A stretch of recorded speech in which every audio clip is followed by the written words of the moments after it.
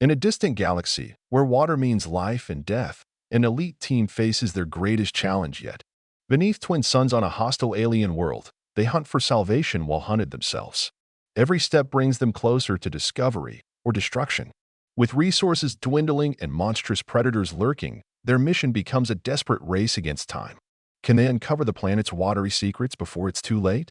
Subscribe now to witness humanity's fight for survival in an unforgiving universe. The crimson sands stretched endlessly beneath the binary stars, their light casting long shadows across the barren landscape. The exploration vessel sat like a metallic island in an ocean of rust-colored dunes, its hull battered by the planet's relentless winds. Inside, the crew prepared for another grueling day of searching for the elusive water source that their sensors had detected weeks earlier. Their supplies were dwindling faster than anticipated, and the air recycling system struggled to keep up with the planet's toxic atmosphere. Each member moved with purpose but carried the weight of uncertainty in their weary eyes. The surface temperature fluctuated wildly between scorching heat and freezing cold, forcing them to constantly adjust their environmental suits. As they gathered their equipment, the memory of their last encounter with the planet's native creatures lingered heavily in their minds, a stark reminder of the dangers that lurk beyond the safety of their temporary base. The previous expedition had left them shaken, scarred both physically and mentally. They had barely escaped with their lives after being ambushed by something they still couldn't fully comprehend. Today's mission would take them deeper into the unknown, following faint traces of moisture readings that grew stronger with each passing day. The stakes were higher than ever. Without water, their mission and their survival would be impossible. The ship's systems were already showing signs of strain, and the crew's morale was beginning to crack under the pressure. Yet, they pressed on, driven by the knowledge that failure was not an option. The planet itself seemed alive, its crimson sand shifting unpredictably as if trying to swallow them whole. Strange formations jutted out of the ground, crystalline spires that glimmered faintly under the twin suns. These crystals pulsed with an inner light, almost as if they were breathing. The science officer had theorized that these formations might be connected to the planet's hydrological cycle, though no one could explain how such a thing was possible in an environment so seemingly devoid of liquid water.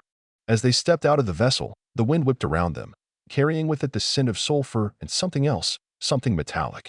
The ground beneath their boots felt unnaturally warm, almost as if the planet itself were radiating heat from deep within its core.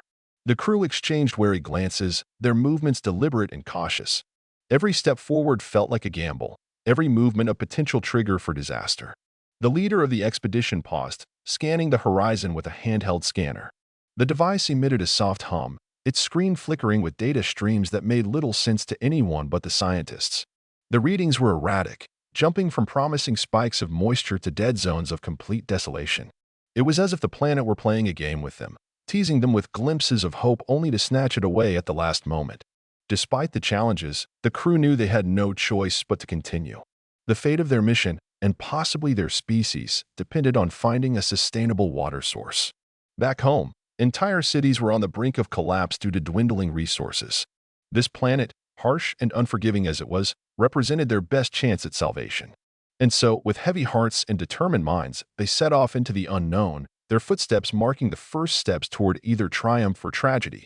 The previous expedition had revealed traces of moisture deep within crevices of black crystal formations that jutted from the ground like ancient teeth. These crystals pulsed faintly with an inner light, suggesting they might be connected to the planet's mysterious hydrological cycle. The science officer had recorded detailed scans showing unusual energy patterns emanating from these formations, patterns that matched known water signatures but contained something else, something artificial. The implications were staggering. If these formations were indeed artificial constructs, it meant they weren't alone in their search for water. The thought sent shivers through the crew, though no one spoke of it openly. Today's mission would take them deeper into the crystal fields than ever before, following a trail of increasing moisture readings that seemed to lead toward the horizon, where towering mountains pierced the ochre sky. As they ventured further, the terrain grew increasingly treacherous. Jagged spires of rock erupted from the ground at odd angles, forcing them to navigate carefully through narrow passages. The air thickened with an electric charge that made their suit sensors flicker intermittently. Strange plants with translucent leaves that shimmered like liquid caught the light of the twin suns, their roots seemingly drawing sustenance from the very air itself. The moisture detectors began to spike erratically, indicating they were close to a significant water source. But with each step forward, the feeling of being watched intensified. Shadows moved just beyond their peripheral vision, and the ground occasionally trembled with vibrations that couldn't be explained by natural phenomena. The security officer tightened his grip on his weapon, scanning the surroundings with practiced precision while the others focused on their instruments. His training had prepared him for countless scenarios, but nothing could have prepared him for the eerie sensation of being stalked by something invisible. The crew's movements became more deliberate, their pace slowing as they approached what appeared to be a cluster of larger crystal formations. These crystals were different from the ones they had encountered before. Their surfaces were smoother, almost polished, and they emitted a low-frequency hum that resonated through the crew's suits.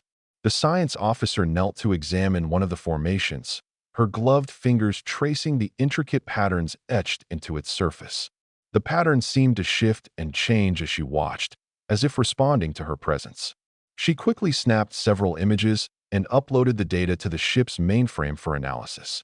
Meanwhile, the engineering specialist began setting up portable scanning equipment, hoping to get a clearer picture of what lay beneath the surface. The ground here was unusually dense, and initial readings suggested the presence of large cavities or tunnels. Could these be natural formations, or were they evidence of intelligent design? The question hung in the air, unspoken but palpable.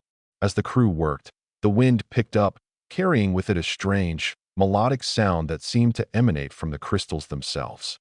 It was a haunting tune, both beautiful and unsettling, that sent shivers down their spines. The botanist, who had been studying the nearby plants, suddenly froze, her eyes wide with astonishment. She pointed to one of the larger plants, its translucent leaves shimmering with an otherworldly glow. At its base, a small pool of liquid had formed, condensing from the humid air. The discovery was both thrilling and terrifying. They had found water, but at what cost? The planet's defenses were clearly active, and the creatures that roamed this land were unlike anything they had ever encountered. The crew knew they had to proceed with caution, but the temptation to claim the water was overwhelming. Every second they delayed meant another step closer to failure. The first attack came without warning, shattering the fragile calm that had settled over the crew. From beneath the crimson sands emerged creatures unlike anything they'd encountered before, amorphous masses of semi-liquid metal that flowed like mercury but struck with the force of steel. Their surfaces rippled with colors that shifted and danced, creating hypnotic patterns that momentarily paralyzed their prey. The largest creature towered over them, its form constantly changing as if struggling to maintain cohesion. It lunged forward, splitting into multiple smaller entities that surrounded the group. Reflexes honed through countless missions kicked in as the crew scattered, activating their defensive systems while trying to maintain formation. The creature's movements created strange whistling sounds that resonated through their suits' audio receptors, almost like some form of communication. Despite their fear, the scientists couldn't help but marvel at the biological impossibility of these beings. Were they alive? Machines? Something in between? The questions raced through their minds even as they fought for survival. The security officer fired a series of electromagnetic pulses, his weapon calibrated specifically to disrupt metallic compositions. The pulses hit their mark, causing the liquid metal creatures to destabilize and retreat underground. But the victory was short-lived. The attack had damaged their primary moisture detection equipment, leaving them partially blind in their search. Worse still, several containers of precious water samples were lost during the chaos. The engineering specialist worked feverishly to repair what he could while the others maintained a vigilant watch. They had retreated to a small depression in the landscape, surrounded by particularly dense clusters of those strange, shimmering plants. Something about this location felt different. The air was heavier here, carrying a distinct humidity that clung to their suits despite the planet's arid conditions. The ground beneath them felt cooler too, suggesting they might be standing above an underground reservoir. As the engineer worked, the botanist examined the plants more closely. She noticed that their translucent leaves seemed to vibrate gently, as if responding to some unseen force. When she touched one of the leaves, it released a droplet of water that hung suspended in the air before evaporating. The discovery was both fascinating and unnerving. These plants weren't just surviving. They were actively manipulating their environment to create microclimates. The science officer joined her, scanning the plants with handheld instruments. The readings were astonishing. The plants were not only condensing water from the air, but also filtering it to near purity. Their roots extended deep into the ground, tapping into what appeared to be an underground network of water veins. This wasn't just a random cluster of vegetation. It was part of a larger system, one that seemed almost deliberately designed. The realization sent a chill through the crew. If these plants were part of a system, then the creatures they had encountered earlier might not have been random predators. Perhaps they were guardians, protecting the water sources from intruders. The thought was both terrifying and humbling. They weren't just exploring a barren wasteland. They were trespassing on a carefully balanced ecosystem. Through coordinated efforts, they managed to drive the creatures back using electromagnetic pulses that caused the liquid metal beings to destabilize and retreat underground. But the victory was short-lived. The attack had damaged their primary moisture detection equipment, leaving them partially blind in their search. Worse still, several containers of precious water samples were lost during the chaos. The engineering specialist worked feverishly to repair what he could while the others maintained a vigilant watch. They had retreated to a small depression in the landscape, surrounded by particularly dense clusters of those strange, shimmering plants. Something about this location felt different. The air was heavier here, carrying a distinct humidity that clung to their suits despite the planet's arid conditions. The ground beneath them felt cooler too, suggesting they might be standing above an underground reservoir. A breakthrough came when the botanist noticed peculiar patterns in the plant distribution. Using enhanced imaging equipment, she discovered that the root systems formed intricate networks that converged at specific points. These convergence zones aligned perfectly with the earlier moisture readings. The realization dawned simultaneously among the crew. They weren't just looking for water. They were mapping an entire alien ecosystem designed to collect and distribute moisture. Some of the larger plants exhibited behaviors that suggested intelligence, their movements responding to changes in light and sound patterns. When tested with controlled stimuli, they would contract their leaves to reveal small pools of condensed water trapped within their structures. This revelation changed everything. The water wasn't merely present. It was being cultivated and protected by the planet's flora in ways that defied conventional biology. The deeper they penetrated into the crystalline fields, the more complex the ecosystem became. They discovered areas where the black crystals grew in perfect geometric patterns, their surfaces covered in intricate carvings that glowed softly in ultraviolet light. These markings bore striking similarities to ancient Earth scripts, though their exact meaning remained elusive.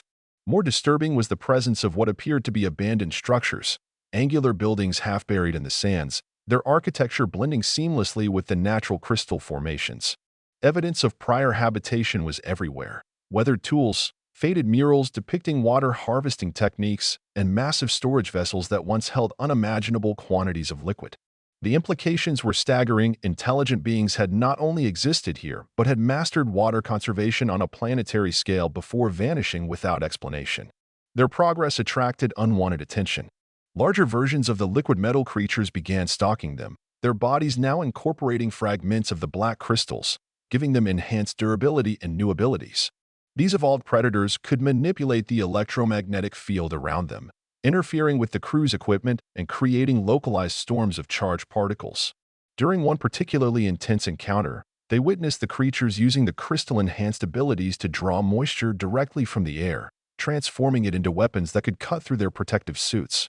The security team adapted their tactics accordingly, developing countermeasures that exploited the creatures' newfound vulnerabilities. Yet each battle left them more depleted, their resources dwindling faster than they could afford. The psychological toll mounted as sleep became increasingly difficult, haunted by nightmares of endless waves of these relentless hunters.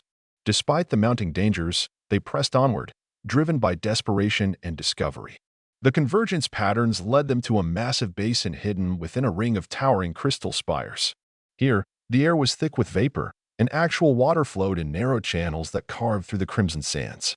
The plants grew denser and more vibrant, their liquid-filled leaves creating a canopy that reflected the light of the twin suns in dazzling displays of color. At the center stood an enormous structure, part organic, part crystalline, that pulsed with a rhythmic glow synchronized with the planet's magnetic field. Advanced sensors revealed it to be some form of water purification and distribution system, still operational despite apparent abandonment.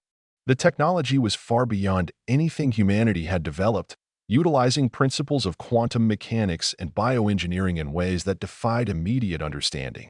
As they approached the central structure, the true nature of the planet's ecosystem revealed itself.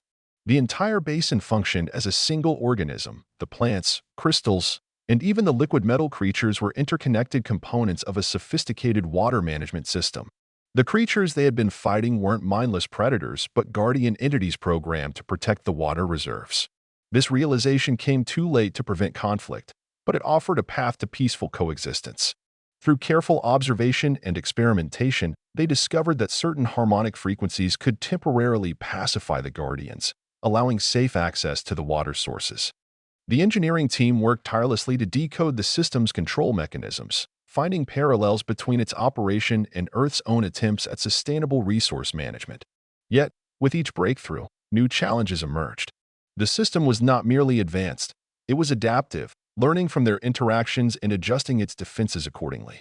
The crew began to understand that the water wasn't just a resource, it was the lifeblood of this alien world.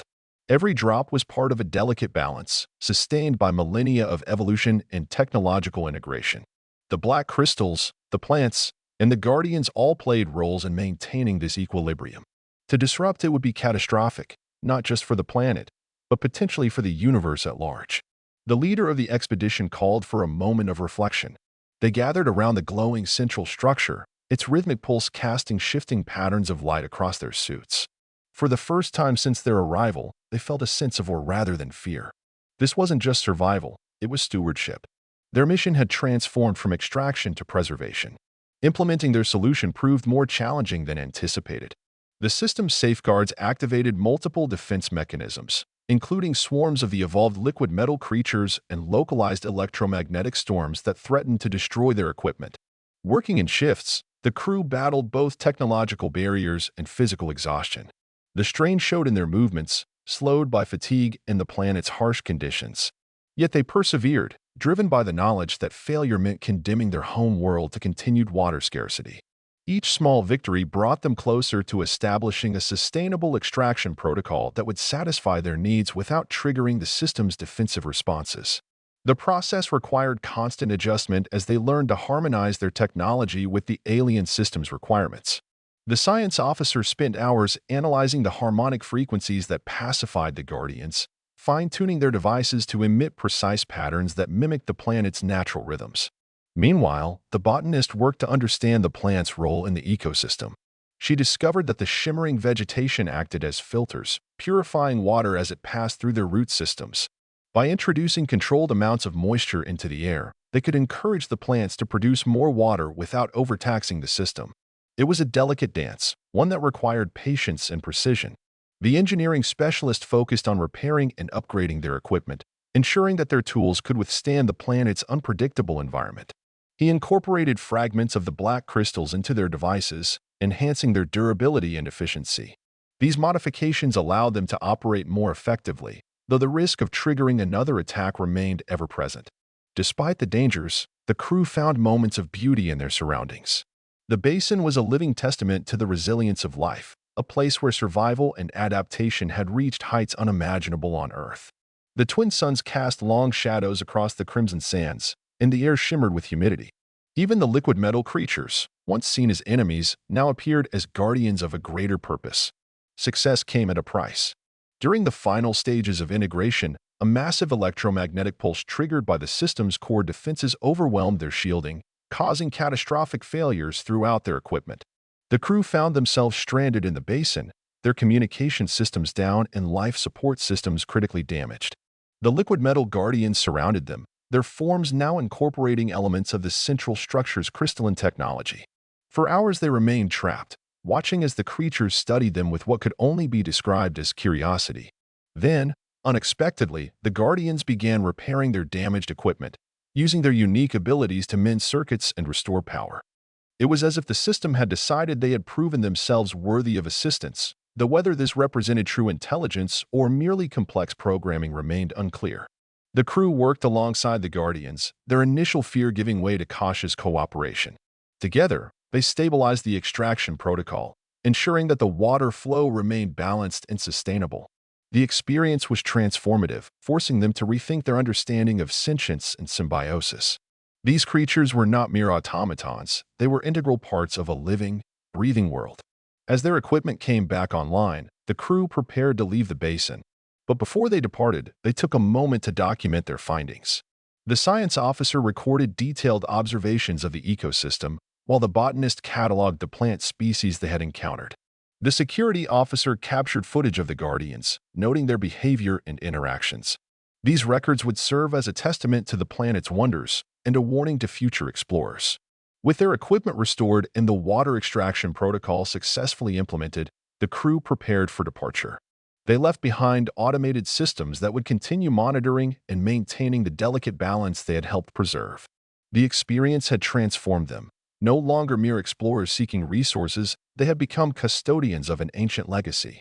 The journey home carried more than just water samples and technical data. It carried the weight of responsibility and the seeds of change. The crew knew their report would spark debates and controversies, forcing humanity to confront uncomfortable truths about resource management and environmental stewardship. Already they could imagine the challenges ahead, convincing skeptical authorities, implementing new protocols, and preparing future missions with greater sensitivity to alien ecosystems.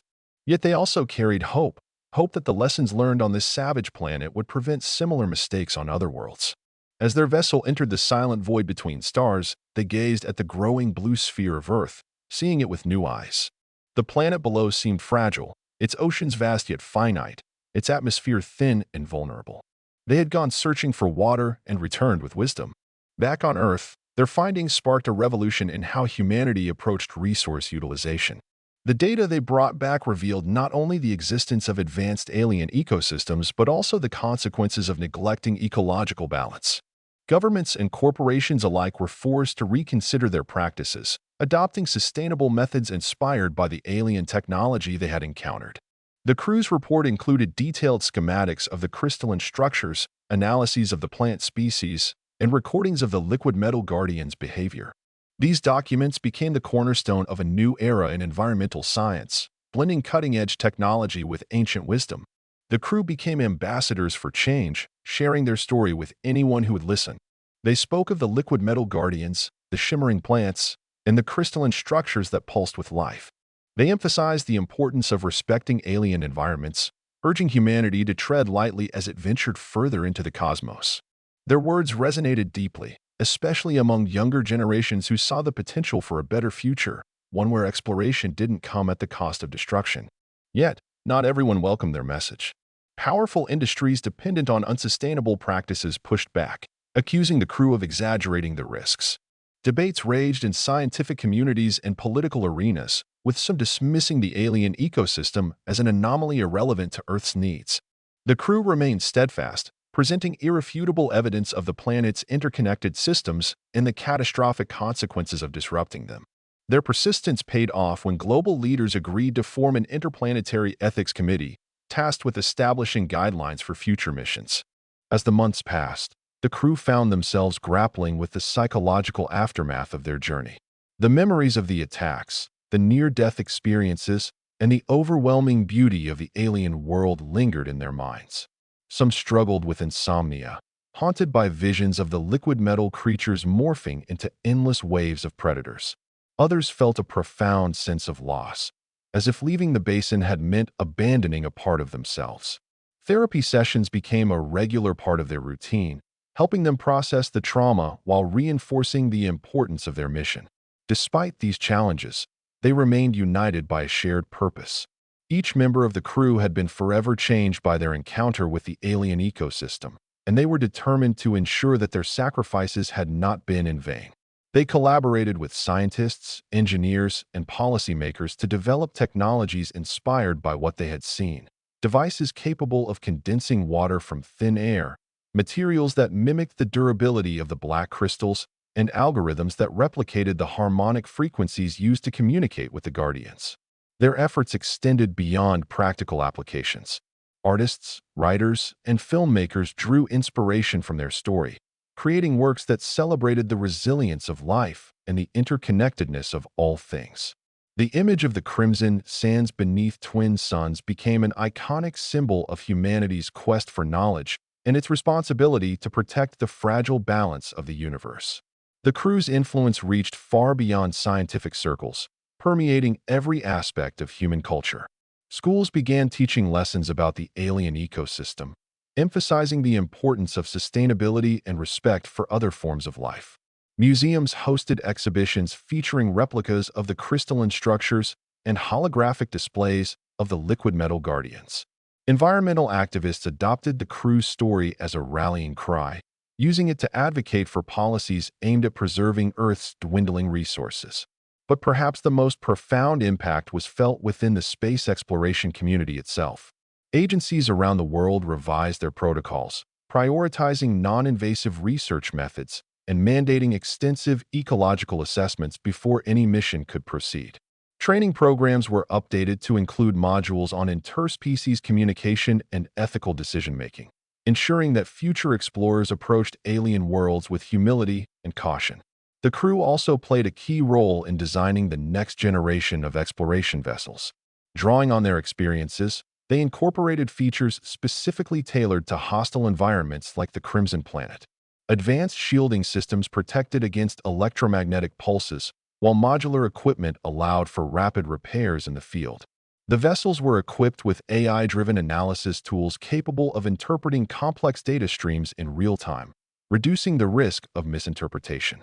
One particularly innovative addition was the development of biosuits, advanced protective gear that mimicked the properties of the alien plants. These suits could condense moisture from the air, providing a renewable source of hydration for astronauts. They also featured adaptive camouflage, allowing wearers to blend seamlessly into their surroundings, a feature inspired by the liquid metal creature's ability to alter their appearance. As preparations for future missions progressed, the crew found themselves reflecting on the broader implications of their discovery. The alien ecosystem had demonstrated that life could thrive even in the harshest conditions, provided there was cooperation and balance. It challenged humanity's assumptions about survival, forcing people to reconsider what it meant to truly live sustainably. For the first time, many began to see Earth not as a singular entity, but as part of a vast cosmic web, where every action had ripple effects across galaxies. Months turned into years, and the legacy of the Crimson Planet continued to grow. The crew's initial report had sparked a wave of innovation, leading to breakthroughs in fields ranging from biotechnology to astrophysics. Researchers developed synthetic versions of the alien plant's root systems, capable of filtering pollutants from water sources on Earth. Engineers created self-sustaining habitats modeled after the basin's microclimate, offering solutions for regions affected by drought and desertification. In the realm of space exploration, the lessons learned from the mission proved invaluable. New expeditions were launched with a focus on understanding rather than exploiting alien environments. Teams of scientists and diplomats worked together to establish diplomatic relations with intelligent species, fostering partnerships built on mutual respect and shared goals. The concept of cosmic citizenship gained traction, encouraging humanity to view itself as part of a larger galactic community. The crew, now hailed as pioneers of this new era, continued to play active roles in shaping humanity's future. They served as advisors to international councils, mentors to aspiring explorers, and advocates for environmental conservation. Their story became a cornerstone of educational curricula, inspiring countless individuals to pursue careers in science, engineering, and diplomacy. Yet, despite their achievements, they never forgot the sacrifices made during their journey. The scars, both physical and emotional, remained a constant reminder of the cost of progress. They often gathered privately, sharing stories and reliving moments from their time on the Crimson Planet. These reunions were bittersweet, filled with laughter and tears as they remembered those who hadn't returned and celebrated the lives they had saved through their discoveries. As they looked to the stars, they knew that their work was far from over. The universe held countless mysteries waiting to be unraveled, each one offering opportunities to learn, grow, and evolve. But they also understood that with great power came great responsibility. Every step forward required careful consideration, every decision weighed against the potential consequences. The final chapter of their journey began with the launch of a new mission, a collaborative effort between Earth's leading nations and several independent organizations. Dubbed Project Nexus, it aimed to establish a permanent research station on the Crimson Planet, serving as a hub for studying alien ecosystems and developing sustainable technologies. The crew, though older and wiser, volunteered to lead the expedition, eager to revisit the world that had transformed their lives. Upon arrival, they were struck by how much, and how little, the planet had changed. The crimson sands still stretched endlessly beneath the twin suns. The crystalline spires still glimmered faintly in the distance. Yet, subtle differences hinted at the passage of time. The plants appeared more vibrant, their translucent leaves shimmering with renewed vigor. The liquid metal guardians moved with greater fluidity, their forms incorporating even more intricate patterns of black crystal fragments. The team set to work constructing the research station, carefully integrating it into the landscape to minimize disruption. Solar panels powered by the twin suns provided energy, while water extracted from the basin sustained the facility. Advanced sensors monitored the ecosystem in real time, ensuring that their presence did not upset the delicate balance.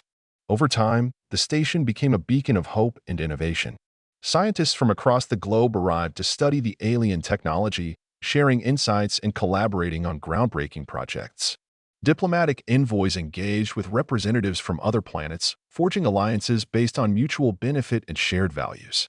The station served not only as a center for research but also as a testament to humanity's capacity for growth and change.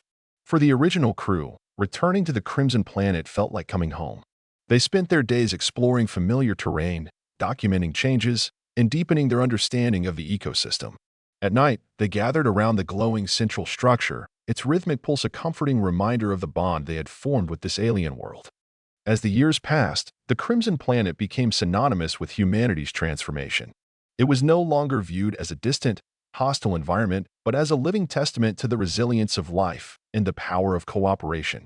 The lessons learned there influenced every aspect of society, from urban planning to international relations.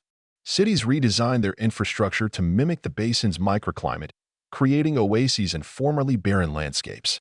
Corporations adopted circular economies, prioritizing reuse and regeneration over extraction and waste. The crew, now legends in their own right, retired from active duty but remained vocal advocates for sustainable exploration.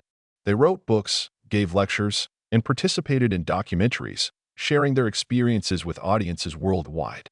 Their message was simple yet profound. Survival was not enough. Humanity must strive for harmony. When asked about their greatest achievement, they often pointed not to any specific discovery or invention, but to the shift in perspective they had helped inspire.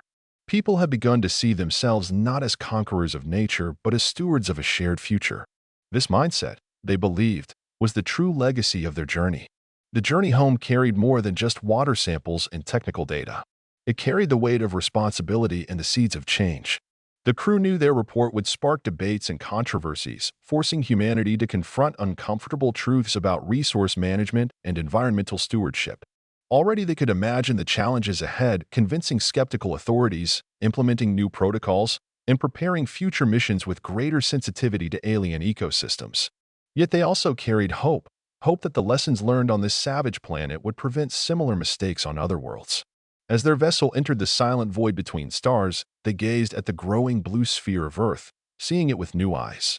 The planet below seemed fragile, its oceans vast yet finite, its atmosphere thin and vulnerable. They had gone searching for water and returned with wisdom. Remember to subscribe for more thrilling adventures of humanity's expansion into the cosmos, where every discovery brings us closer to understanding our place in the universe while reminding us of our responsibilities as cosmic citizens.